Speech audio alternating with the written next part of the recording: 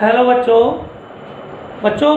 पिछले वीडियो में हमने पढ़ा था भौतिक जगत में कि फिजिक्स है उसका क्लासिफिकेशन या भौतिक का वर्गीकरण, कि भौतिकी की कितनी ब्रांच है, चिरसम्मत भौतिकी और आधुनिक भौतिकी या क्वांटम भौतिकी और मेजो फिजिक्स, मध्यमाकार भौतिकी।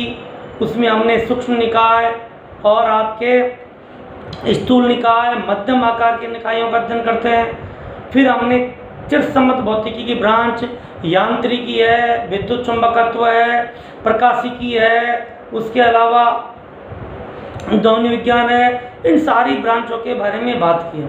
अब बात है कि भौतिक विज्ञान का और विज्ञानों से क्या रिलेशन है। देखिए, अपने आप में कोई भी, चाहे भौतिक विज्ञान हो, चाहे रसायन विज्ञान हो, चाहे गणित हो, चाहे जीव विज्ञान हो, चाहे कोई और अन्य विज्ञान हो, अपने आप में संपूर्ण विज्ञान नहीं है। उदाहरण के लिए मैं यदि आपसे कहूं कि ये क्या है, तो आप कहोगे सर आपका हाथ, ये क्या है सर आपका सिर, तो फिर मैं कहूं संपूर्ण, कंप्लीट। इसी तरह से सभी जो विज्ञान है, चाहे फिजिक्स है, केमिस्ट्री है, मैथ है, बायो है और भी कोई साइंस है, सब मिलकर विज्ञान लेंगे और वो एक दूसरे से कोरिलेट है, एक दूसरे से संबंधित है। एक साइंस दूसरी साइंस में काम आती है। आपको सब गणित भी एक साइंस है। देखिए, फिजिक्स में जितने भी सिद्धांत, प्रिंसिपल, फॉर्मूले आएंगे उसका गणित का उपयोग करके बनाए जाएंगे। सब गणित में फिजिक्स का क्या उपयोग है? गणित की जो मूल अवधारणा है, अवकलन गणित, समाकलन गणित, वो सब आपकी फिजिक्स के प्रिंसिपलों पर आधारित है। उसके अलावा गणित के जितने भी मेजरमेंट के इंस्ट्रूमेंट हैं वो सब फिजिक्स के सिद्धांतों के द्वारा बनेंगे या मशीनों के द्वारा बनेंगे। सब केमिस्ट्री में फिजिक्स का क्या उपयोग है? यदि हम क्रिस्टल संरचना देखना चाहेंगे तो हमें क्या चाहिए? एक्सरे चाहिए, ठीक। और अणुओं, परमाणुओं के बीच लग के उनकी स्थायित्व की व्याख्या करेंगे तो हमें आपको इंट्रामोलिकुलर फोर्स की जरूरत पड़ेगी, अंतराण्विक बलों की। और बल किसका कॉन्सेप्ट है? फिजिक्स का। अब बात करें बायो की, तो बायो में देखिए, अब फिजिक्स का कॉन्सेप्ट है दाब। अब बीपी नाप लो, ब्लड प्रेशर, तो दाब का कॉन्सेप्ट आपको समझना पड़ेगा। और जब दाब का कॉन्सेप्ट आप समझोगे तभी आप हृदय की मैकेनिज्म की, हार्ट है वो कैसे काम करता है उसको समझा पाओगे।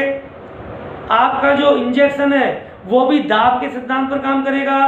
उसके अलावा आपके जितने भी इंस्ट्रूमेंट है, आपके टेलीस्कोप है, माइक्रोस्कोप है, सूक्ष्मदर्शी, जब तक आप जीवाणुओं को देख नहीं पाओगे, जितने भी आपकी मशीन है जिसके द्वारा जांच की जाती है वो सब फिजिक्स की देन है। तो जनरल वे में हम ये कह सकते हैं कि आपके सभी साइंस एक दूसरे से रिलेटेड है।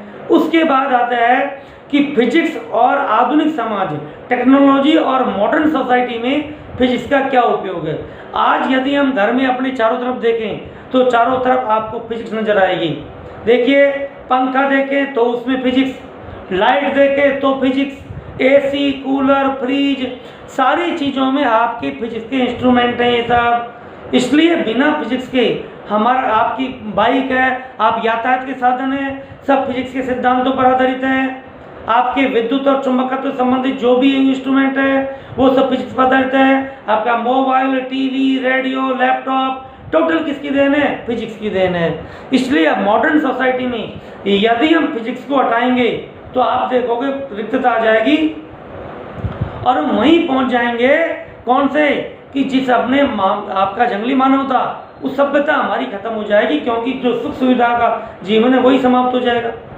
अब है आपकी बुक्स में, बच्चों बुक्स करें तो मार्केट में बुक्स आ गई है, उसमें विभिन्न वैज्ञानिकों ने क्या क्या खोज की या उनके क्या क्या सिद्धांत हैं, तो वो आप बुक्स में पढ़ लेंगे, उसमें समझाने की कोई बात नहीं है। अब हमारा जो नेक्स्ट टॉपिक है जिसको हम थोड़ा समझाएंगे वो है प्रकृति के मूल बल। प्रकृति के मूल बल, फंडामेंटल फोर्सेज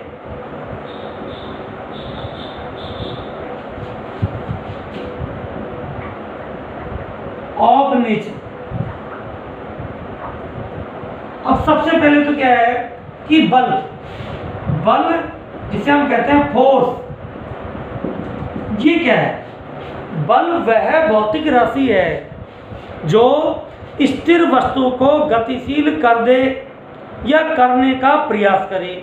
जैसे मैं किसी बॉल पर ठोकर मारूं वो गति कर जाएगी, लेकिन दीवार पर धक्का मारूं, दीवार गतिशील नहीं हुई, लेकिन मैंने गति का प्रयास किया। तो बल क्या है? बल वह भौतिक राशि है जो स्थिर वस्तु को गतिशील कर दे या करने का प्रयास करे, अथवा गतिशील वस्तु के वेग में परिवर्तन कर दे या करने का प्रयास करे। क्या कहलाती है? बल। इसके बारे में डिटेल में हमारा चैप्टर आएगा आपका बल एवं गति, फोर्स एंड मोशन, वहाँ पर हम डिटेल में बताएंगे। अब बात करते हैं, हमने एक टॉपिक पढ़ा था एकीकरण फिजिक्स में, यूनिफिकेशन, कि प्रयास रहता है साइंटिस्ट का कि एक ही प्रिंसिपल या सिद्धांत के द्वारा ज़्यादा से ज़्यादा नेचुरल फिनोमेना को एक्सप्लेन करे। तो देखिए ऐसे नेचर में जितने भी बल हैं वो 4 बलों में से कोई सा एक बल होगा। तो प्रकृति में टोटल 4 ही फोर्सेज है। तो प्रकृति के मूल बल कितने हैं? प्रकृति में 4 मूल बल हैं। तो पहला जो बल है प्रकृति का, जो फर्स्ट मूल बल है वो है गुरुत्वाकर्षण बल।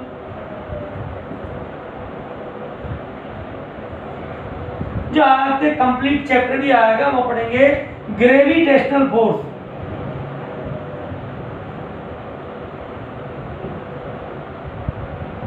अर्थात F और G से लिखते हैं ग्रेविटेशनल फोर्स। ये क्या बल है? देखिए, 2 पिंडों के मध्य उनके द्रव्यमान के कारण जो बल लगता है उसे हम कहते हैं गुरुत्वाकर्षण बल। तो 2 पिंडों के मध्य द्रव्यमान के कारण, किसके कारण लगेगा? द्रव्यमान के कारण जो बल लगेगा वो आपका बल कौन सा है? गुरुत्वाकर्षण बल। और क्या है इसका फॉर्मूला? Fg बराबर G m1 m2 बटा r²। ये आपका गुरुत्वाकर्षण बल है। तो आपका ये प्रकृति का, नंबर सेकंड, यह प्रकृति का सबसे दुर्बल बल है। सबसे दुर्बल बल है, ये सबसे कमजोर बल है। जो 4 बल और बताएंगे टोटल, उसमें सबसे कमजोर बल है। लेकिन ध्यान रखिए कमजोर है, लेकिन किस पर डिपेंड करता है? द्रव्यमान पर। अतः पिंडों के द्रव्यमान जब अधिक होंगे तो काफी प्रभावी हो जाता है। जैसे आपकी पृथ्वी सूर्य के चारों तरफ घूम रही है, तो सब आपके मन में होगा सब ये गिर क्यों नहीं रही? अरे गिर इस वजह से नहीं रही क्योंकि सूर्य इसको गुरुत्वाकर्षण बल से अपनी ओर खींच रहा है। फिर कहोगे साहब ये चिपक क्यों नहीं रही सूर्य के? तो देखिए, जब कोई वस्तु घूमती है तो उस पर बाहर की ओर एक सूडो फोर्स लगता है, अपकेंद्रीय बल, जो आगे पढ़ाएंगे जब बताएंगे। जैसे आप उदाहरण के लिए आपको मोटरसाइकिल बैठे अचानक रेस दें तो आपको बल कहाँ लगेगा? पीछे की ओर। वो एक आभासी बल है। ये चलती हुई मोटरसाइकिल पर अचानक ब्रेक लगा दे तो कहाँ जाओगे? आगे की ओर। तो ठीक इसी तरह से जब गुरुत्वाकर्षण बल से पृथ्वी बाहर की अंदर की ओर खींचती है तो बाहर भी एक प्रतिक्रिया का बल लगता है, ठीक, जिसे आभासी बल कहेंगे। वो बाद में बताएंगे अपकेंद्रीय बल। तो उसके कारण पृथ्वी नहीं गिरती। तो पृथ्वी और सूर्य के बीच कौन सा बल लग रहा है? गुरुत्वाकर्षण बल। चंद्रमा और पृथ्वी के बीच कौन सा लग रहा है? गुरुत्वाकर्षण बल। तो हमारा सौरमंडल है, उसमें कौन सा बल काम कर रहा है? गुरुत्वाकर्षण बल। उसके कारण ही पिंड अपने अपनी कक्षाओं में चक्कर लगा रहे हैं, ठीक। तो दुर्बल बल तो है, लेकिन जब द्रव्यमान अधिक होंगे तो यह बल काफी, इसका मान काफी आएगा। थर्ड, यह है दीर्घ परासी बल है। दीर्घ परासी बल है। दीर्घ परासी बल का मतलब यह बहुत लंबी दूरी तक काम करता है। पृथ्वी और सूर्य के बीच की दूरी कितनी अधिक है, फिर भी यह बल काम कर रहा है। तो यह लंबी दूरी तक भी यह काम करता है। फोर्थ, यह केंद्रीय बल है, सेंट्रल फोर्स है। कैसा बल है? केंद्रीय बल है। केंद्रीय बल होता है कि यदि आपके ये पिंड और ये दूसरा पिंड, तो ये बल है जो दोनों का जो केंद्र है उस केंद्र को मिलाने वाली रेखा की दिशा में काम करेगा। केंद्रीय बल होता है जो पिंडों के केंद्रों को मिलाने वाली दिशा में काम करे। ऐसा नहीं कि बल इधर लगेगा इधर लगेगा, इधर नहीं लग सकता। इनके केंद्रों को मिलाने वाली, जैसे पृथ्वी और सूर्य के बीच में लगने वाला गुरुत्वाकर्षण बल पृथ्वी और सूर्य के केंद्र को मिलाने वाली रेखा के अनुदिश होगा। तो कैसा बल है? केंद्रीय बल है। नंबर 5, यह संरक्षी बल है, कंजर्वेटिव फोर्स। संरक्षी बल होते हैं जो पथ पर निर्भर नहीं करते, जो हम आगे आपको बताएंगे। नंबर 6, आपका यह सदैव आकर्षण का होगा। सदैव किसका होता है? आकर्षण का होता है। कभी भी दो वस्तुओं के बीच में द्रव्यमान के कारण प्रतिकर्षण बल नहीं होगा। कभी भी सूर्य पृथ्वी से नहीं कहेगा नहीं चल तो भाग, मैं तेरे को आकर्षित नहीं करूंगा, ऐसा नहीं हो सकता। तो ये आपका क्या था? प्रकृति का पहला मूलमंत्र है गुरुत्वाकर्षण बल। तो ध्यान दीजिए, गुरुत्वाकर्षण बल का आपका पूरा चैप्टर आएगा, डिटेल में बाद में पढ़ेंगे, ये तो एक जनरल इंट्रोडक्शन है।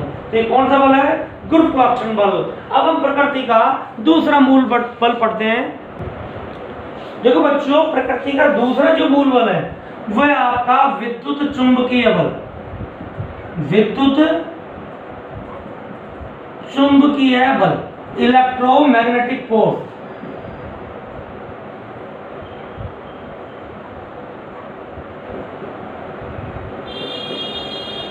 अब आपका इलेक्ट्रोमैग्नेटिक फोर्स क्या है? जो आवेश के कारण या चुंबकत्व के कारण जो फोर्स होगा वो क्या होगा? आपका विद्युत चुंबकीय बल। जैसे आपका यह आवेशों या चुंबकत्व के कारण लगता है। अब देखिए, आपको विद्युत और चुंबक एक ही चीज है। अब आगे पढ़ोगे कि यदि आपका आवेश जब गति करेगा तो क्या पैदा होती है? धारा। और आपने 10th क्लास पढ़ा, धारा के चुंबकीय प्रभाव, जहाँ करंट होगी वहाँ चुंबक भी आ जाएगा। तो आपके परमाणु के अंदर इलेक्ट्रॉन चारों तरफ परिक्रमा कर रहा है, तो वहाँ पर करंट भी है, इलेक्ट्रॉन पर आवेश भी है, नाभिक में भी आवेश है। तो आपके पदार्थों के अंदर भी विद्युत और चुंबकत्व बल काम करेंगे। अब आप देखो, क्या इस पेन में से स्याही निकल के गिर रही है? नहीं। मैं लिख रहा हूं तो बोर्ड पे स्याही क्यों चिपक रही है? कोई इसमें गोंद थोड़ी है। लेकिन इस स्याही के अणुओं और बोर्ड की जो बोर्ड अप्लाई, इसके अणुओं के बीच में कोई आकर्षण बल लग रहा है। वो कैसा बल है? द्रव्यमान के कारण थोड़ी लग रहा है, वो भी एक विद्युत चुंबकीय बल है। बोर्ड पर स्याही चिपक रही है, ये भी कैसा बल है? विद्युत चुंबकीय बल है। आपकी प्रकृति में ज्यादातर बल, देखिए ज्यादातर द्रव्यमान को छोड़ दें तो प्रकृति के 99% फोर्स आपके विद्युत चुंबकीय बल ही हैं। डिटेल में इसके बाद में पढ़ेंगे। यदि आवेश के कारण लगेंगे इस बल का मान हो जाएगा 1/4 pi epsilon not Q1 Q2 upon R square. और चुंबक के कारण बल लगे तो म्यू नॉट अपॉन 4 पाई M1 M2 upon R square. यह M1 M2 द्रव्यमान नहीं है, ये आपकी चुंबक की ध्रुव सामर्थ्य है। तो ये विद्युत बल है, ये चुंबकीय बल है, तो ये विद्युत चुंबकीय बल कहलाता है। ये आप परेशान मत हो, ये आपके 11वीं क्लास में नहीं है, ये आप 12th में पढ़ोगे। तो ये विद्युत और चुंबकीय बल है। सेकंड, ये आकर्षण एवं प्रतिकर्षण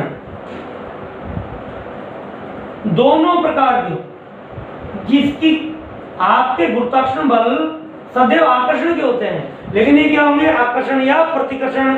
जैसे आवेश प्लस प्लस है तो प्रतिकर्षित करेंगे, माइनस माइनस है तो प्रतिकर्षित करेंगे। लेकिन आवेश विपरीत प्रकृति के हैं, एक प्लस और एक माइनस, तो क्या करेंगे? आकर्षित। इसी तरह चुंबक के समान ध्रुव एक दूसरे को प्रतिकर्षित करेंगे और विपरीत ध्रुव एक दूसरे को आकर्षित करेंगे। तो ये आकर्षण और प्रतिकर्षण दोनों प्रकार के होंगे। नंबर 3, ये भी संरक्षी बल है। नंबर 4, ये भी केंद्रीय बल है। ठीक। नंबर 6, ये भी आपके दीर्घ परासी बल है, लॉन्ग रेंज पे काम करते हैं ये भी। तो ये आपकी दीर्घ परासी बल है। लेकिन ये जो बल है वो गुरुत्वीय बलों की तुलना में बहुत अधिक शक्तिशाली हैं। ये कितने शक्तिशाली हैं, इनका आपको इसके बाद में आपको तुलना करके बताऊंगा कि कितना अंतर होता है इसके बीच में। अब आपका नेक्स्ट बल की बात करते हैं। थर्ड, प्रकृति का तीसरा जो मूल बल है वो है प्रबल नाभिकीय बल। तो प्रकृति का आपका तीसरा जो मूल बल है, थर्ड, वो है प्रबल नाभिकीय बल। Strong nuclear force. ठीक। तो देखिए, परमाणु की जो नाभिक होती है उसमें क्या क्या कण पाए जाते हैं, प्रोटॉन और न्यूट्रॉन। तो प्रोटॉन और न्यूट्रॉन को एक साथ बोलें तो एक साथ उनको कहते हैं हम न्यूक्लियन। तो नाभिक में nucleon, nucleon means proton proton, neutron neutron और प्रोटॉन न्यूट्रॉन, इनके बीच में जो बल लगते हैं वो प्रबल नाभिकीय बल है। और ये प्रकृति के सबसे ताकतवर बल, ये प्रबल नाभिकीय बल प्रकृति के सबसे ताकतवर बल है। और ये दीर्घ परासी नहीं है, ये लघु परासी है, 10⁻⁻15 मीटर, अर्थात नाभिक के अंदर ही काम करते हैं। ठीक, क्योंकि प्रोटॉन अभी हमने पढ़ा था विद्युत चुंबकीय बल, तब प्रोटॉन को धनावेश प्रोटॉन को धनावेश, ये तो प्रतिकर्षण बल होगा, ये एक जगह कैसे है। तो ये जब यदि इस दूरी से बाहर है तो फिर आपका विद्युत चुंबकीय बल काम करेगा, लेकिन जब नाभिक के अंदर है तो आपका प्रबल नाभिकीय बल काम करेगा। इसलिए प्रबल नाभिकीय बल है वो लघु परासी बल है। ठीक, कैसा बल है, लघु परासी बल। ये सदैव किसका होगा, आकर्षण का होगा। किसके बीच काम करता है, न्यूक्लियनों के बीच में। तो ये आपका प्रबल नाभिकीय बल होगा। और चौथा जो बल है प्रकृति का मूल बल, वो है दुर्बल नाभिकीय बल। दुर्बल नाभिकीय बल, ये दुर्बल प्रबल नाम क्यों है, क्योंकि ये की जगह ध्यान दीजिए, सबसे जो दुर्बल बल है वो गुरुत्वाकर्षण बल है, लेकिन उसको दुर्बल नहीं कहते। कारण क्या है कि यदि आपके घर में दो बच्चे हैं, एक के आपके 90% आ जाए और एक के 88% आ जाए, अब आप उससे पूछे कि कौन सा बच्चा कमजोर है, तो 88% का फट से नाम लिख देगा। लेकिन यदि दूसरा परिवार उसमें एक बच्चा 80% वाला है, वो कहता है कि मेरा बच्चा पढ़ाई में होशियार है, तो होशियार तो ये था ना इसकी तुलना में, इसको कमजोर क्यों कहा गया है, क्योंकि 90 वाले के साथ कटा है। इसलिए आपके नाभिक में एक साथ दो बल है, इसलिए जो ज्यादा ताकतवर है उसको प्रबल कहेंगे, जो कम ताकतवर है उससे क्या कहेंगे, दुर्बल नाभिकीय बल। अब ये दुर्बल नाभिकीय बल कहाँ होते हैं, देखिए बच्चों, कुछ नाभिक रेडियो एक्टिव होते हैं। हम नाभिकीय फिजिक्स में 12वीं में पढ़ेंगे डिटेल में। नाभिक में से अल्फा बीटा गामा कण बाहर निकलते हैं। तो नाभिक में से जब बीटा कण जो इलेक्ट्रॉन और पॉजिट्रॉन बाहर निकलते हैं, तो साथ में आपके न्यूट्रिनो, ये आपका न्यूट्रिनो, तो ये न्यूट्रिनो जिस बल से बंधा होता है, जब नाभिक में से बीटा कणों का उत्सर्जन होता है तो बीटा कण के साथ न्यूट्रिनो और निकलता है। तो न्यूट्रिनो जिस बल से बंधा होता है वो कौन सा बल है, दुर्बल नाभिकीय बल है। ये आपका वीक न्यूक्लियर फोर्स है। ठीक, तो ये आपका क्या होगा, दुर्बल नाभिकीय बल। तो इस तरह से हमने प्रकृति के 4 बल पढ़े। अब इनकी तुलना करो, देखो, ग्रेविटेशनल फोर्स, उसके बाद में वीक न्यूक्लियर फोर्स, फिर उसके बाद में आपका इलेक्ट्रिक फोर्स इलेक्ट्रोमैग्नेटिक, उसके बाद में आपका स्ट्रॉन्ग न्यूक्लियर फोर्स। तो यदि ये एक बल है, 1 न्यूटन लग रहा है, तो ये इतना गुना होता है 10 की घात 25 गुना, ये 10 की घात 36 गुना और ये 10 की घात 38 गुना।